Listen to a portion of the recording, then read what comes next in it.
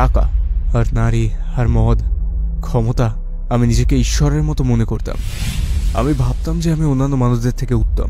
সত্যি আমি ভাবতাম কোনো কিছুই আমাকে ছুঁতে পারবে না। আমি ভাবতাম আমার মধ্যে একটা গুরুত্ব রয়েছে। যত বয়স বাড়ছিল, যত উপরের দিকে যাচ্ছিলাম, ততই আমি আরো গুরুত্ব পাচ্ছি। আমি পৃথিবীর সব অর্থ পেয়ে যেতে পারি। আমার আশপাশে 10 জন নারী থাকতো। আমার পেছনে টাকার বড় স্তূপ থাকাই স্বাভাবিক। কিছুই আমাকে সুখী করছিল। আমার সম্পর্ক নষ্ট হয়ে গেছিল। সে চেয়েছিল আমি যেন ক্লাবে না যাই আর মদ্যপান না করি, বুঝলে। আর আমি সেখানে যেতেই থাকতাম স্বার্থপরদের মতো। সে আমাকে ছেড়ে চলে গেল আমার ছেলেকে নিয়ে। আমার বাবা মারা গেলেন, আমার বাবাকে হারালাম, সবকিছু হারিয়ে ফেললাম। আমি বললাম পরের সপ্তাহে অ্যাভেঞ্জার্স 2 মুভিটা আসছে, আমরা মার্ভেল পছন্দ করি। ও মার্ভেল ভালোবাসত।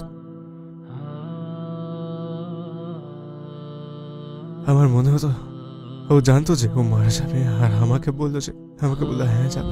বুঝলে, আমার জীবন হঠাৎ করেই বদলে গেল। আগে বাবার সাথে থাকা, তারপর অনেক কিছু অতিক্রম করে অনেক কিছু আমি গৃহহীন হয়ে পড়লাম। আর আমি চুরি করতে শুরু করলাম।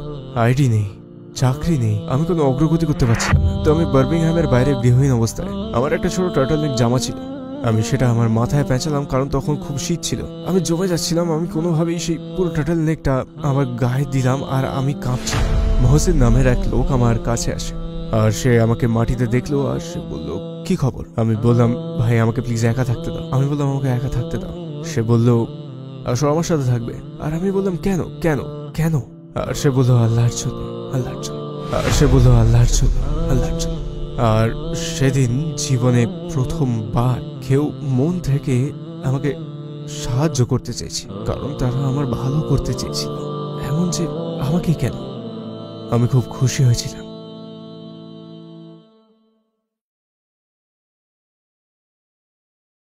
আসসালামু আলাইকুম ভাই ইব্রাহিম। টুয়ার্ডস ইটারনিটির হয়ে আমরা আপনাকে পেয়ে আনন্দিত। প্রথমেই জিজ্ঞেস করতে চাই, ইব্রাহিম ফাতিহকে আপনার জীবনের ব্যাপারে সংক্ষিপ্ত করে আমাদের বলবেন? ওয়ালাইকুম আসসালাম ওয়া রাহমাতুল্লাহি ওয়া বারাকাতুহু। আমার নাম ইব্রাহিম ফাতিহ। আগে সেটা জোসেফ জনসন ছিল। আমি উত্তর পশ্চিম যুক্তরাজ্যের ব্ল্যাকপুলে খ্রিস্টান হয়ে জন্মগ্রহণ করেছিলাম। বড় হওয়ার সময়টাতে আমি সবসময় বিভিন্ন ঝামেলায় পড়তাম। আমাকে স্কুল থেকে বের করে দেওয়া হয়েছিল। আমি কখনো কলেজ যাইনি। আমি ড্রিঙ্ক করতাম, পার্টি করতাম, সিগারেট খেতাম, ড্রাগ নিতাম। আমি সত্যিই পথ হারিয়ে ফেলেছিলাম। আমি 2018 সালে ইসলাম গ্রহণ করি, আর সাধারণভাবেই একজন ভালো মানুষ হওয়ার চেষ্টা করি, একজন ভালো বাবা, একজন ভালো মানুষ। আর আলহামদুলিল্লাহ এভাবেই সব শুরু হয়েছিল। তো বিশ্বাসের দিক দিয়ে আপনার জীবন কেমন ছিল? আপনি কিসে বিশ্বাস করতেন?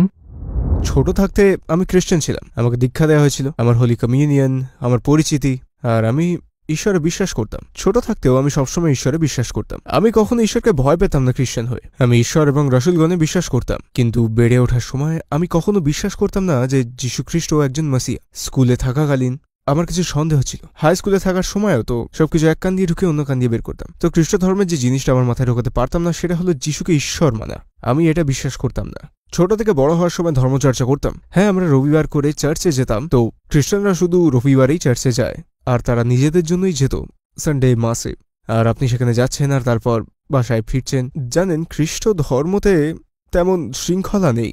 সপ্তাহে একদিন প্রার্থনা করে বাসায় ফিরে যাও। বেশিরভাগ লোক পাপ করত, আর তারপর আবার সপ্তাহের শেষে ফিরে আসতো, মানে রবিবারে ফিরে আসতো। তাদের অনেকেই বিশ্বাস করত যে তিনি ক্ষমা করে দেবেন, আপনি যাই করেন না কেন, আপনি শেষে স্বর্গেই যাবেন। আপনার কৈশোর কেমন ছিল? কৈশোরের সময়টা বেশ কঠিন ছিল, কারণ বেড়ে ওঠার সময়গুলোতে আমি ভাবতাম এসব জিনিস আমার সুখী করবে। বাইরে যাওয়া, পার্টি করা, মদ্যপান, নারী। আমার 18 বছর বয়স হতেই আমি পুরোপুরি ঢেকে গেছিলাম এই সব টাকা, নারী সঙ্গ, মদ, ক্ষমতা, এগুলোর দ্বারা একেবারে কলুষিত হয়ে পড়েছিলাম।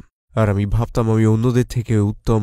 সত্যি আমি ভাবতাম কোনো কিছুই আমি ছুঁতে পারবে না। আমি ভাবতাম আমার মধ্যে কোনো রকম গুরুত্ব আছে। আর এটা অনেক বড় ভুল ছিল। আমি নিজেকে ঘৃণা করতাম। আমি ভাবতাম এই জিনিসগুলো আমাকে সুখ এনে দেবে, কারণ আমি সুখী হতে পারছিলাম না। পৃথিবীর কিছুই আমাকে সুখী করছিল না। আমি কখনোই খুশি ছিলাম না। আমি পৃথিবীর সব টাকা পেতে পারতাম। আমার আশেপাশে 10 জন নারী থাকতো। আমার পেছনে টাকার একটা বড় স্তূপ থাকতো, তাও খুশি ছিলাম না। কিছুই আমাকে খুশি করছিল না। যাই করি না কেন, কিছুই আমাকে খুশি করছিল না।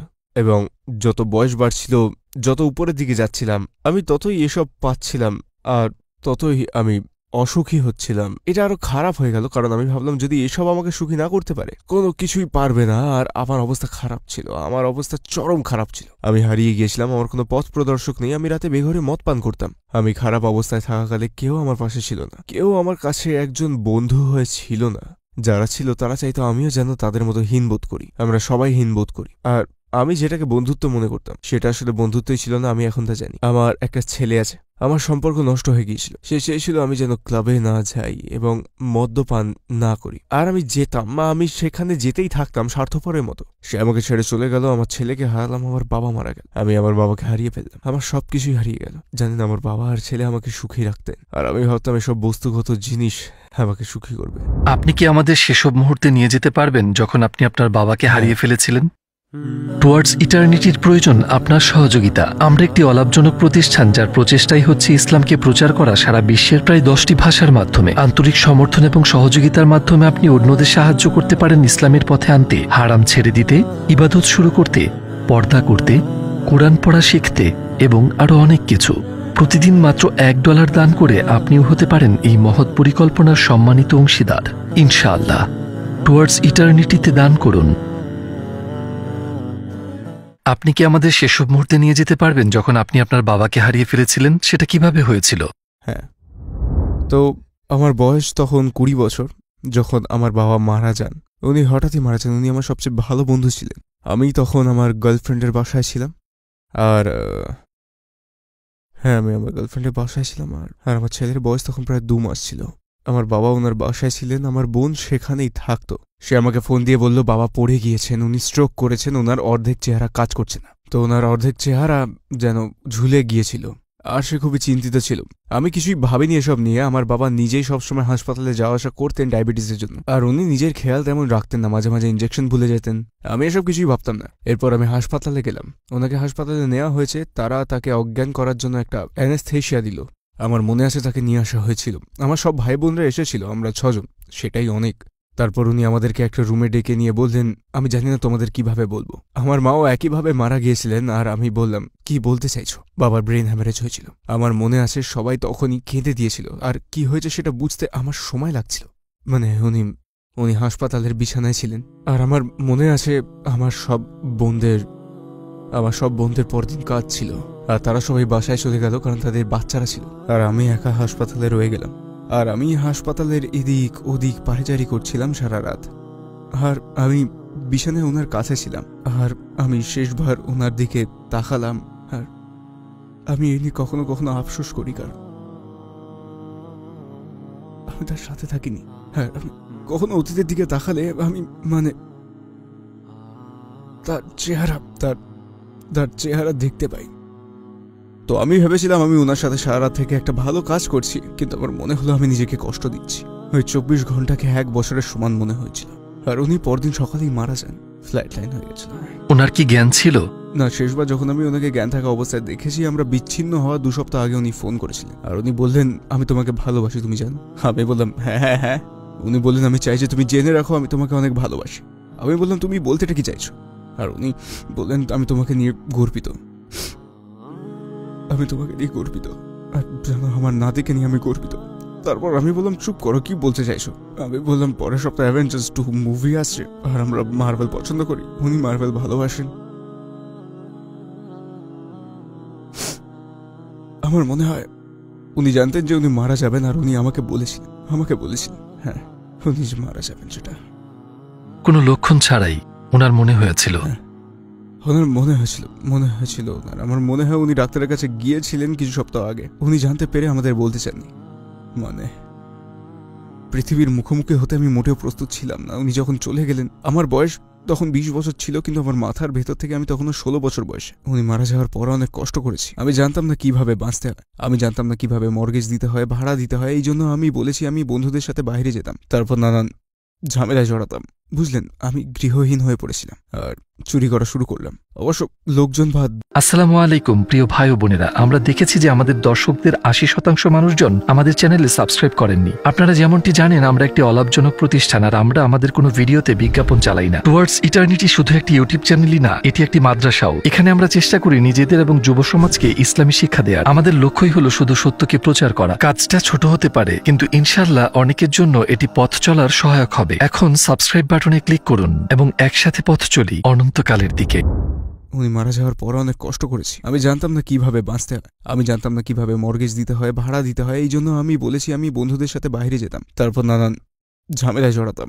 বুঝলেন, আমি গৃহহীন হয়ে পড়েছিলাম আর চুরি করা শুরু করলাম। অবশ্য লোকজন বা দোকান থেকে নয়, কিন্তু মানে আমি কিছু কিছু জায়গায় যেতাম, হ্যারার্ডস বা এমন কোনো জায়গা যেখানে একজন ধনকুবের ছাড়া কারোর কিছু যায় আসবে না। আমার পাসপোর্ট ছিল না, আমার তখন ব্যাংক অ্যাকাউন্ট ছিল না, আর আমার নিজের দেশের কোনো আইডি ছিল না। তো আমি সিস্টেমে আটকে গিয়েছিলাম। আইডি নেই, চাকরি নেই, আমি কোনোভাবেই আগাতে পারছিলাম না। তারপর আমার ব্যাংক অ্যাকাউন্ট খোলার মতো টাকাও ছিল না, আমার টাকা রাখার জন্য অ্যাকাউন্ট যেহেতু ছিল না, এইসব কাজ করতে হয়েছিল যেগুলো আমি করতে চাইনি। তারপর তারা আমাকে হস্টেলে রাখলো। আর হস্টেল এমন একটা জায়গা যেখানে সব মানুষদের রাখা হয় যাদের থাকার জায়গা নেই বা কারাগার থেকে বের হয়েছে। তবে আমার মনে আছে তারা আমাকে উইলিয়াম বুথে রেখেছিল, হোল সিটিতে। আপনি বাড়ি ছেড়ে দিয়েছিলেন কেন? আপনার কি বাড়ি ছিল না? কারণ ওটাতে মর্গেজ ছিল। বাড়িটা মর্গেজ করা ছিল আর ওটা বিক্রি হয়ে গেল, সত্যি। আর উনি যখন মারা গেলেন আমি দেনায় পড়লাম। আমাদের ওপরে আসলে 5,000 পাউন্ডের দেনা এসে পড়েছিল। বাবা এক জায়গা থেকে টাকা নিয়েছিলেন, তো আমাদের সবাইকে সেটা পরিশোধ করতে হয়। তো আপনার বাড়িটা বিক্রি হয়ে গেল? হ্যাঁ, 1 সপ্তাহের মধ্যেই বিক্রি হয়ে যায়। হ্যাঁ হ্যাঁ। আর তারপর আপনি গৃহহীন হয়ে পড়লেন? আমার পরিবারের অন্যদের নিজেদের বাড়ি ছিল, আমি বাবার সাথে থাকতাম, আর তাদের বয়ফ্রেন্ড ছিল, সন্তান ছিল, এবং অহংকার আর অভিমান ছিল। আমি তার মধ্যে জড়াতে চাইনি, আমি আমার কোনো বোনের ঘাড়ে পড়তে চাইনি, তাই আমি নিজেরটা নিজেই দেখার চেষ্টা করেছি। আর তারা আমাকে উইলি বুথে ফেলে চলে গেল। ওটা একটা খারাপ জায়গা ছিল, আর আমি হোস্টেল থেকে হোস্টেলে বদল হচ্ছিলাম, বুঝলেন। আর সেখান থেকেই আমার অবনতি শুরু হলো, কারণ আমি সেখানে নানান রকম মানুষের সাথে সময় কাটাতে শুরু করলাম, বুঝলেন। আর আমার জীবন হঠাৎই বদলে গেল। বাবার সাথে থাকা থেকে সেসবের মধ্যে দিয়ে যাওয়া, এসব করা। তারপর আবার আমি ক্লাবে যাওয়া শুরু করলাম, কারণ আমি সেখান থেকে বের হতে চেয়েছিলাম। আর ব্যাংক অ্যাকাউন্ট আর আইডি নিতে চেয়েছিলাম, যেমনটা আমি নিলামও। তো আমি তখন মদ্যপান করতাম না। আমার বাবা মারা যাওয়ার পর আমি মদ পান করতে শুরু করেছিলাম, কারণ আমি ক্লান্ত ও অসুস্থ হতে ক্লান্ত হয়ে গেছিলাম। মানে আমি খুব কষ্ট পাচ্ছিলাম, আর অবস্থা আরও খারাপ হয়ে পড়ল। তারপর অন্যান্য জিনিসও হতে শুরু করলো। আমি পার্টিতে যেতে শুরু করলাম আর অন্য কাজও করতে লাগলাম, ক্লাবে যেতে শুরু করলাম। এটাই বোঝাতে চাইছি আমি, বুঝলেন। আমি বলতে পছন্দ করি না, কিন্তু তখন মদ্যপান ছাড়াও অন্য কিছু করতে শুরু করেছিলাম। আমি এইটুকুই বলবো, যখন ক্লাবে যেতাম। আপনি কি কখনো রাস্তায় ঘুমিয়েছেন? হ্যাঁ হ্যাঁ, ঘুমিয়েছি। তখন কেমন লেগেছিল? ভালো না, হ্যাঁ, একদমই ভালো না। তো ব্ল্যাকপুল আমার আবাসিক এলাকা, আমি ক্লিভলি থেকে এসেছি, আর সেখানে গৃহহীন মানুষদের জন্য কোনো হস্টেল নেই, কারণ ওটা খুব ভালো জায়গা। তো আমি নিজেকে পুরোপুরি ঘর ছাড়া অবস্থায় আবিষ্কার করলাম, আর আমার সরকার, আমার কাউন্সিল আমাকে বাসস্থান দিয়ে সাহায্য করতে পারছিল না। তো আমি বার্মিংহাম চলে গেলাম। তো বার্মিংহামে আরও খারাপ পরিস্থিতি ছিল। আমি বার্মিংহামে উইলি বুথে গেলাম, সেই হস্টেলে, তারপর ওয়াশিংটন কোর্টে। আর বার্মিংহামের পরিস্থিতি অন্যরকম ছিল, বুঝলেন। মানে বিগ লায়ন্স, সেখানকার লোকেরা, তাদের অনেকেই তেমন ভালো লোক নয়। আমি হস্টেল থেকে বের হয়ে গেলাম, আমি ম্যাকডোনাল্ডসের বাইরেই থাকতাম। আমি এমন জায়গার আশেপাশে থাকতে চাইতাম না যেখানে আমি যাদের সাথে মিশেছিলাম এমন কেউ আছে। সেটা আগের কথা, আর আমি আর এসব করছি না, আর আমি নিজেকে সাহায্য করতে চাই। তো আমি বার্মিংহামের বাইরে গৃহহীন অবস্থায় আছি। আমার একটা ছোট টার্টলনেক জামা ছিল, আমি সেটাকে আমার মাথায় পেঁচালাম, কারণ তখন শীত ছিল, আমি জমে যাচ্ছিলাম। আর আমি কোনোভাবে সেই পুরো টার্টলনেকটাকে পুরোটা আমার গায়ে জড়িয়ে, আর আমি কাঁপছিলাম। আমার মাথা কংক্রিটের উপর থাকতো, আমার মেরুদণ্ডের নিচে সকালে ব্যথা করতো, মানে প্রচণ্ড ব্যথা। আর আমি ম্যাকডোনাল্ডসের বাইরে বার্মিংহামের বুলরিংয়ের ভেতরে তখন মহসিন নামের এক লোক আমার কাছে আসলো। সে একজন পাকিস্তানি মুসলিম ছিল, আর সে আমাকে মাটিতে দেখলো, তারপর জিজ্ঞেস করলো কি খবর। আমি বললাম, ভাই প্লিজ আমাকে একা থাকতে দাও। আমি বললাম, একা থাকতে দাও, বুঝলে। সে বললো, না না না না না না না না। আমি বললাম, তোমার এখানে থাকা উচিত না। সে আমার দিকে তাকালো, তারপর বললো, কি করছো তুমি। আর তারপর আমি তাকে আমার বাবার গল্প বললাম, মানে বাড়ির কথা বললাম। আর আলহামদুলিল্লাহ সে বলল, আসো আমার সাথে থাকবে। আর আমি বললাম, আমি তোমাকে ঠিকমতো চিনি না। আমি বললাম, তোমার নিজের বাড়ি থাকতে পারে। সে বলল, আমার একটা বাড়ি আছে, আমরা অনেক গৃহহীন মানুষদের সাহায্য করে থাকি। একটা বাড়ি আছে, আর তারা অভাবী লোকদের এক একটা ঘরে রাখে। সেখানে একটা খালি ঘর ছিল যেখানে কেউ ছিল না, আর সে আমাকে সেটা থাকতে দিচ্ছিল। আর আমি বললাম, কেন কেন কেন? আর সে বলল, আল্লাহর জন্য, আল্লাহর জন্য। আর সে যখন এটা বললো, আমার মুখে একটা হাসি ফুটলো। আর আমি তখনও বুঝিনি, কারণ আমি সারা জীবন এমন মানুষদের সাথে ছিলাম, তারা কখনো কিছুই করতো না। যদি না তার বদলে কিছু পেত, তারা কখনোই দয়া করে নিজের থেকে কিছু করত না। এটা অসম্ভব ভালো লেগেছিল আমার। আর সেটা আমার জীবনে প্রথমবার কেউ মন থেকে আমাকে সাহায্য করতে চাইছে। তো বুঝতে পারছো, এটা ওরা করছে কারণ তারা আমার ভালো চায়। তারপর কি হয়েছিল যার কারণে আপনি ইসলামের দিকে পদক্ষেপ গ্রহণ করলেন? হ্যাঁ, তো আমি ইসলামের ব্যাপারে বেশি কিছু জানতাম না। হাই স্কুলে থাকতে কনস্ট্যান্টিনোপলের ব্যাপারে পড়াশোনা করেছিলাম। আমার ভাই মহসিন আমার সেখানে থাকার 1 মাসে ইসলামের কোনো ব্যাপারে কথাই বলেনি। লোকে বলবে আমাকে গ্রুম করা হয়েছে, মানে আমাকে চাপ দেওয়া হয়েছে বা কান ভরানো হয়েছে যাতে আমি ইসলাম গ্রহণ করি, বা মানুষ ভাববে যে তুমি কারাগারে ছিলে। মানে এটা বলছি যে এটা খুবই খারাপ, কিন্তু সেই ভাইরা তারা শুধু আমাকে তুলে আমার পুনর্গঠন করছিল, আর তারা আমাকে একটা মানুষ হিসেবে নির্মাণ করছিল। কুরআনের ব্যাপারে ওরা কিচ্ছু কিচ্ছু বলেনি, আমি শপথ করে বলতে পারি এটা। ওয়াল্লাহি তারা একবারও এর কথা তোলেনি। তারা শুধু আমাকে উঠতে সাহায্য করছে আর আমাকে জিমে পাঠিয়েছে, বুঝলে, এমন কিছু। কারণ তারা আমাকে এমন একটা অবস্থায় পেয়েছে, মানে আমি মানসিকভাবে সবসময় শক্ত ছিলাম, কিন্তু তখন আমি ভেঙে পড়েছিলাম, টুকরো টুকরো হয়ে গেছিলাম। তো জিমে পাঠানোর ফলে আমার আত্মবিশ্বাস বেড়ে গিয়েছিল সত্যি। তারপর সেই ভাইরা আস্তে আস্তে আমাকে বার্মিংহ্যামের বাইরে নিয়ে যেতে শুরু করলো। আমি হজ হেল হ্যান্ডসওয়ার্থে গিয়েছিলাম, আর সেই ভাইরা যেন তারা আমাকে চেনে। আমি তখনও মুসলিম ছিলাম না, তাও আমাকে ভাই বলে রাখতো, কোলাগুলি করতো আমার সাথে, যেন আমি একটা পরিবার পেয়ে গেছি। আর মার্শাল্লাহ ব্যাপারটা খুব চমৎকার, খুব সুন্দর ছিল। আমি সারা জীবন চেয়েছিলাম কেউ আমায় জড়িয়ে ধরুক, বুঝলে। তারপর আমি সেটা ইসলামে পাই। আর সেই ভাইয়েরা আমাকে সত্যি ইসলামের দিকে আকৃষ্ট করেছিল।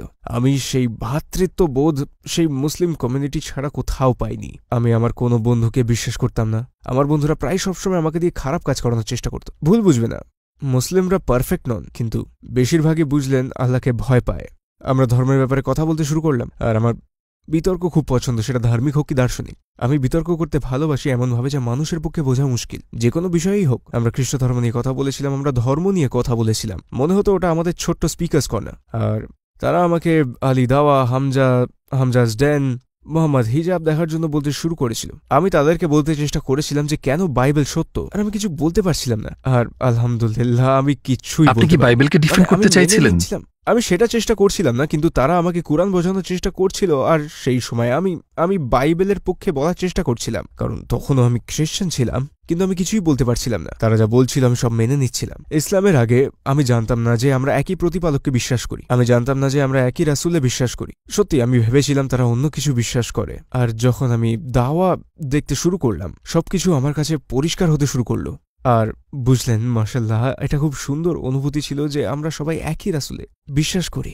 আমি খুব আশ্চর্য আর চমৎকৃত হয়েছিলাম যে এই জিনিসটা কিভাবে আমার জীবনে গোপন করা হয়েছিল। আমি কিভাবে এর ব্যাপারে জানতাম না, আর আমার পুরো জীবনে আমাকে মিথ্যে বলা হয়েছে।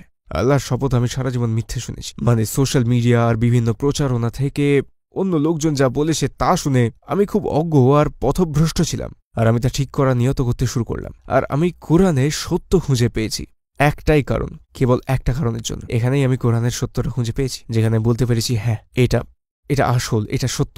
কোরআন হেফাজ করা, কেউ যদি কোরআন বদলানোর চেষ্টা করে, মুসলিমরা জানতে পারবে। আপনি একজন খ্রিস্টানকে ধরুন আর ওকে বলুন বাইবেলের একটা পৃষ্ঠা পড়ে শোনাও, মানে আপনি জানেন ওরা সেটা করতে পারবে না। এই ভালোবাসা আর আবেগই আল্লাহর বাণী সত্যিকারের রক্ষী, সেটাও হাফিজদের মাধ্যমেই। আর ব্যক্তিগতভাবে আমার ক্ষেত্রে হাফিজরাই আমাকে প্রমাণ দিয়েছে যে এই লোকেরা এই বাণী, এই কিতাবকে এতটাই ভালোবাসেন, তারা সেটা মুখস্থ করেন এবং এতেই জীবন উৎসর্গ করে দেন, বুঝলেন। আর এটা আমার জন্য এটাই সবচেয়ে বড় সত্যতা। আমি অন্যান্য ভাইদের সাথে দেখা করলাম আর দাওয়া দেখতে শুরু করলাম, আর তারপর আমি শিখতে শুরু করলাম, মসজিদে গিয়ে নামাজ শিখতে শুরু করলাম। আর হ্যাঁ, মুসলিম হওয়ার আগে আমি দেখতে চেয়েছিলাম, আমি অনুভব করতে চেয়েছিলাম, মানে আগ্রহী ছিলাম। আমি মসজিদ যাওয়ার জন্য মুসলিম হতে হয় না, সবাই যেতে পারে। আপনি খ্রিস্টান হতে পারেন, যে কেউ যেতে পারে, কোনো সমস্যা নেই, আলহামদুলিল্লাহ। আর আমি শুধু দেখতে চেয়েছিলাম। আমি প্রথম যখন মসজিদে গেলাম বেশ নার্ভাস ছিলাম, ভয়ও পাচ্ছিলাম। আমি নার্ভাস ছিলাম কারণ আমার মনে হচ্ছিল তারা আমাকে মেনে নেবে না। আর যখন সেখানে গেলাম, লোকজন এলো, কোলাগুলি করলো, মাথায় চুমু দিল, আর তারা শুধু জোরে ধরে বলল সালাম। আপনি কি আপনার রূপ নিয়ে দ্বিধাগ্রস্ত ছিলেন? প্রথম ছিলাম ট্যাটুর কারণে, কারণ অবশ্যই আমি শুনেছিলাম যে ইসলামে ট্যাটু করা হারাম। আমি ভাবছিলাম আমাকে কেউ মুসলিম হিসেবে কিভাবে মেনে নেবে, এটা আমার জন্য কঠিন হয়ে যাবে। ভাবছিলাম মুসলিমরা আমার জন্য এটা কঠিন করে ফেলবে, কিন্তু ভাবনাগুলো একদমই ঠিক ছিল না। তারা সরাসরি বলে আল গফুর আর রহিম, আল্লাহ তাআলা অত্যন্ত ক্ষমাশীল। আপনি আগে কি করেছেন ওগুলো কোনো ব্যাপার না। আপনি ইসলাম গ্রহণ করলে সদ্যজাত শিশুর মতো হয়ে যাবেন, আপনার সব পাপ মুছে যায়, সব মাফ হয়ে যায়। এমন অনেকের সাথে আমার পরিচয় হয় যারা আগে ড্রাগ ডিলার ছিল, অপরাধী, খুনি ছিল, আর তারা এসেছে অতীতের পাপের প্রায়শ্চিত্ত করে আল্লাহর কাছে ফেরত। আর এরা জন্ম থেকেই মুসলিম। আর ওয়াল্লাহি তারা আমাকে এত অনুরাগ দিয়েছে, আমার অনেক আকর্ষণ ছিল। আমি তাদের কথা বেশ বুঝে শুনেছিলাম। মানে যুক্তরাজ্যে আমরা অনেকে এক জায়গা থেকে আসি, আর যারা ইসলামের মাধ্যমে তাদের জীবন পুনর্গঠন করেছিল, এই ব্যাপারটাও আমাকে আকর্ষণ করেছিল। আমি অনেককেই দেখেছি নিরাময় কেন্দ্র, মেন্টাল কাউন্সিলিং এ যেতে। এতবার এদেরকে দেখেছি নানান রকম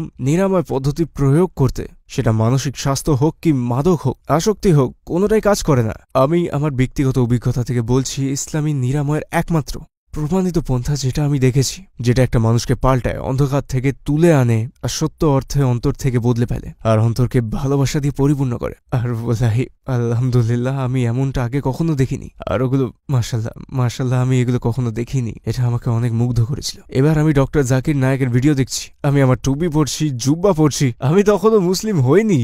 আমি মৌলা ইয়াস আলী ওয়াসালিম শুনছি, আমি চেষ্টা করছি সব শোনার। আলহামদুলিল্লাহ একদিন বললাম মহসেন, তার একটা ছেলে ছিল জাকারিয়া, আমি বললাম আমি শাহাদা নিতে চাই, আমি মুসলিম হতে চাই। আর তারপর আপনি শাহাদা নেওয়ার সিদ্ধান্ত নিলেন। শাহাদা নিতে আমি গেলাম, আমার এটা গতকালকের মতনই মনে আছে। আমি গ্রিনল্যান্ড মসজিদে গেলাম বার্মিংহ্যামে। আমি মহসেনের ছেলেকে আমার সাথে শাহাদা নিতে নিয়ে গেলাম, কারণ সে আমাকে ভাইয়ের মতো ভালোবাসত আর আমি ওর শিষ্যর মতো ছিলাম। আর সে আমাকে সেগুলো শেখাচ্ছিল যেগুলোর বাবা ওকে শিখিয়েছে, আরও আমার ইসলাম আর কোরআনে শিক্ষা দিচ্ছে। আর আমি ওকে ভালোবাসি, সে আমার দিনের অংশ।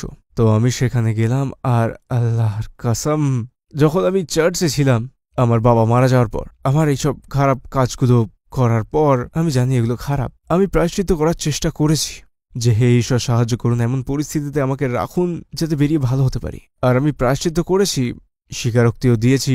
আমি একবার স্বীকারোক্তি দিয়েছি আর আমার পাশের বাক্সে বসে থাকা লোকটিকে সব বলেছি। আর আমি ভেবেছি এটা ঠিক না, এটা ঠিক না।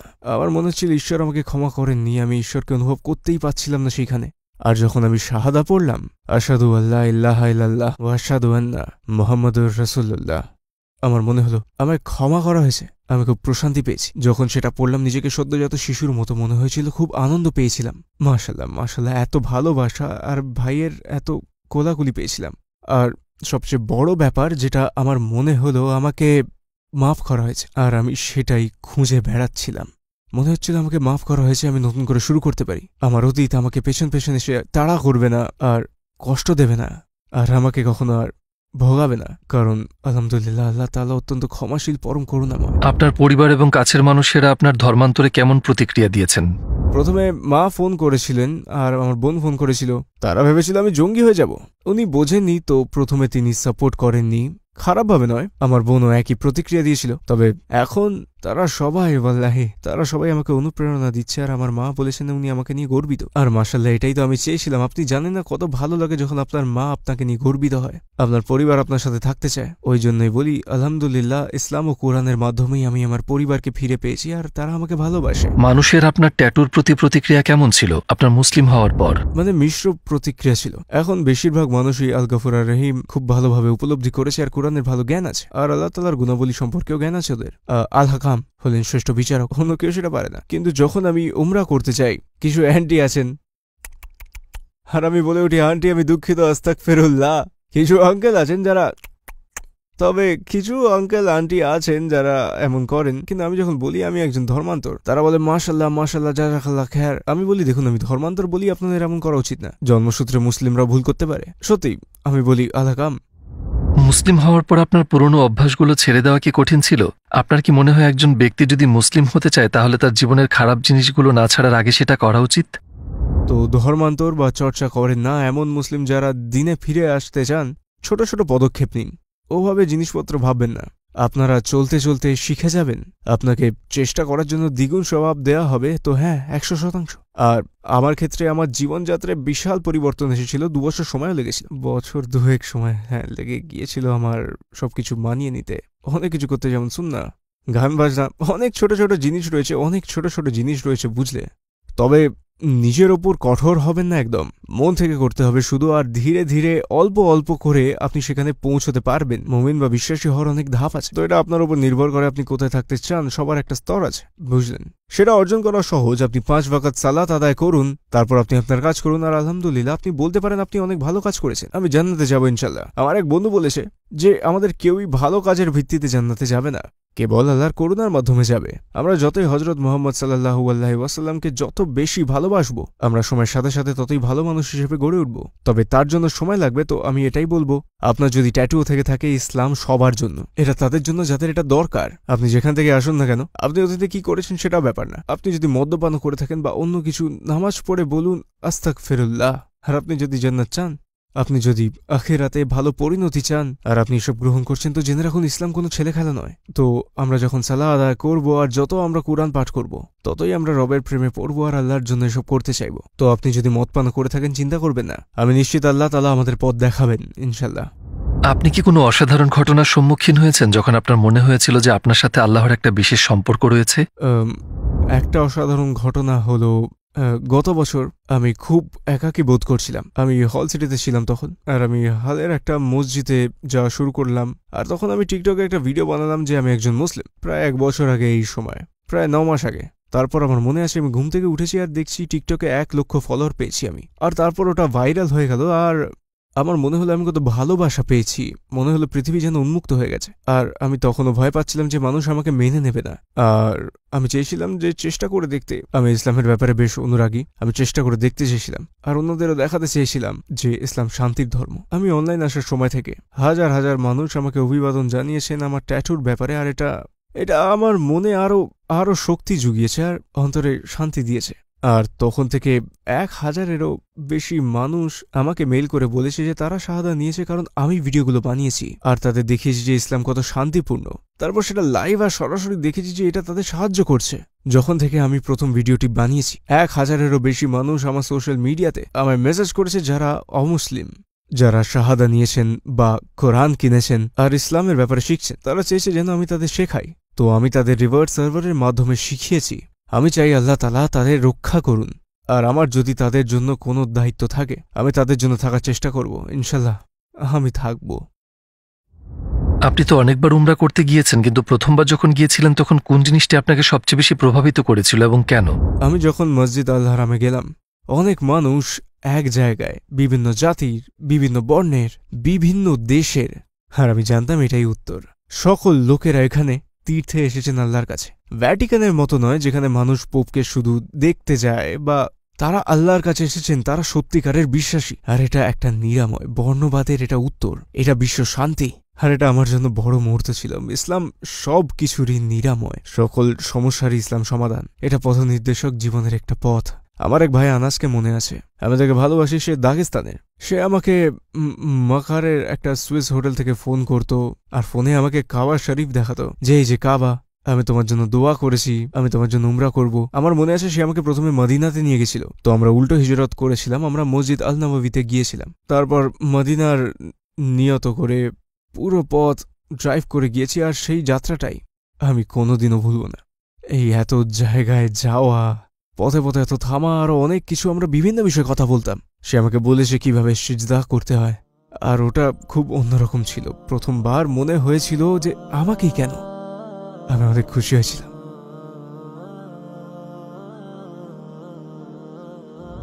ইসলামের আগে আপনার জীবনের উদ্দেশ্য কি ছিল, আর ইসলামের পর কি হয়েছে? ইসলামের আগে আমার জীবনের উদ্দেশ্য জানেন কিছুই না, কোন উদ্দেশ্য ছিল না। আমি জানতাম না আমি কোথায় যাচ্ছি, আমি জানতাম না আমি কি করব, সকালে উঠে কিভাবে চলবো জানতাম না, কিভাবে ভাববো জানতাম না, লোকজনের আশপাশে কিভাবে থাকবো জানতাম না। আমি উঠতাম, এত হারিয়ে বসে থাকতাম, জানতাম না কি করব। আমি অনেকখানি হারিয়ে গেছিলাম, অনেকখানি। আর এখন ইনশাল্লাহ আমি আস্তে আস্তে ট্যাটু সরিয়ে ফেলতে চাই, সময় লাগবে। আমি এখন ঘুরে বেড়াচ্ছি, তো আমি ইন্দোনেশিয়ায় যখন যাব আমি সেখানে স্থায়ী হতে চাই, লেজারের মাধ্যমে এগুলো বের করব। আর সেখানে আমি হাফেজ হতে চাই, আমি কোরআন পড়তে চাই, আমি একদিন ইমাম হতে চাই, আর দাওয়া দিতে চাই। আমি দাওয়া দিতে চাই, আমি আলী দাওয়ার সাথে, আখিয়া ইমানের সাথে। আমি তারপর পড়াশোনা করবো ইনশাল্লাহ, আর একদিন স্পিকার্স কর্নারে গিয়ে দাওয়া দিতে চাই। আমি হাফেজ হতে চাই, আমি কোরআন ভালোবাসি। আমি যখন প্রথম টিকটক বানালাম, আমার ভাইয়েরা, সৌদির ইমামরা, ইরাকের আরো বিভিন্ন জায়গার ইমামরা লাইভে আসে, আমাকে কোরআন পড়ে শোনাতো, আর সেটা আমাকে কোরআন ভালোবাসতে শিখিয়েছিল, এর সৌন্দর্য দেখিয়েছিল আমাকে। আর তারা আস্তে আস্তে আমাকে পড়ে শোনাতো, আর আমার অনেক ভালো লাগতো। সূরা ইয়াসিন, আর আমি সবগুলো সূরা পড়তে শুরু করলাম, আর সূরা ইউসুফ। যাই হোক, আমি কোরআন পড়তে শুরু করলাম, কিন্তু আমি বোঝাচ্ছি আমি কোরআনকে ভালোবাসতে শুরু করলাম, আর সেটা একটা আলাদা গল্প, বুঝলে? ইনশাল্লাহ।